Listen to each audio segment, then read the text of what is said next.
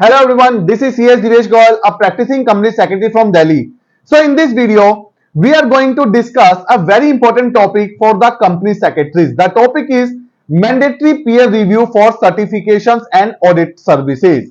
So we have received this question many times from the professional कि कौन से certifications के लिए, कौन से we can say audit के लिए peer review होना mandatory है, peer review होना mandatory नहीं है, किस year से mandatory है.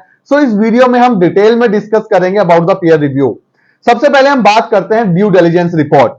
अगर आप ड्यू डिलिजेंस रिपोर्ट साइन करते हो for any bank, for the consortium of any lending and we can say multiple banking arrangement, और कोई आप ड्यू डिलिजेंस सर्टिफाई करते हो अंडर द सेबी रेगुलेशन 2021, तो इन केसेस में आपकी फॉर्म को पीयर रिव्यू होना मैंडेटरी है.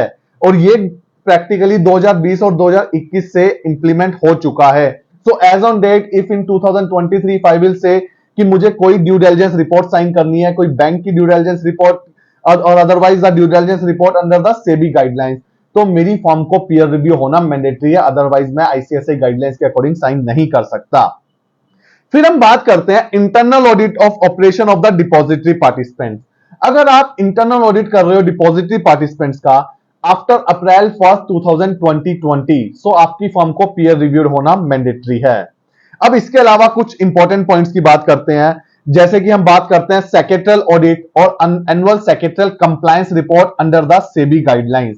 So with effect from the 1 April 2023, if you are certifying any secretarial audit report और annual secretarial compliance report, आपकी फॉर्म को पीयर रिव्यूड होना मैंडेटरी है. पहले ये और सिर्फ लिस्टेड कंपनीज के लिए थी, बट अब ये सभी कंपनीज के लिए आ गई है. सेकंड, अगर आपको किसी कंपनी का एमजीटी 8 सर्टिफाई करना है तो आपको विद इफेक्ट फ्रॉम 1 अप्रैल 2023 तभी आप सर्टिफाई कर पाएंगे अगर आप पीयर रिव्यूड फॉर्म है तो. Third, compliance certificate under schedule 5 close E of the SEBI LODR regulation 2015, ये भी आप तभी सर्टिफाई कर सकते हैं आफ्टर 1 अप्रैल 2023 अगर आप पीयर रिव्यूड है.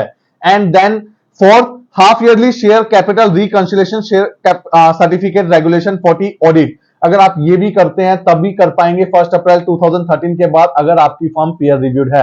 And fifth, quarterly share capital reconciliation certificate under regulation 76 of the SEBI, ये भी आप तभी सर्टिफाई कर पाएंगे अगर आप 1 अप्रैल 2023 के बाद पीयर रिव्यूड फॉर्म है. तो ये 5 अमेंडमेंट है. इन 5 अमेंडमेंट के अकॉर्डिंग हम कह सकते हैं कि ये पांचों सर्टिफिकेट और ऑडिट आप तभी कर पाओगे as on date, because 1 April 2023 already जा चुकी है अगर आपकी फॉर्म पीयर रिव्यूड है. आपकी फॉर्म पीयर रिव्यूड नहीं है तो प्रैक्टिकली आप सेक्रेटरियल ऑडिट हो गया, एनुअल सेक्रेटरियल कंप्लायंस हो गया, एमजीटी 8 हो गया, रिकंसिलिएशन शेयर कैपिटल ऑडिट आप नहीं कर पाओगे. तो मेक श्योर अगर आप ऐसा कोई भी काम कर रहे हो, ऐसी कोई भी ऑडिट, ऐसे कोई भी सर्टिफिकेशन कर रहे हो, first get your form peer reviewed from the ICSI panel, then only you are allowed to certify or audit this document.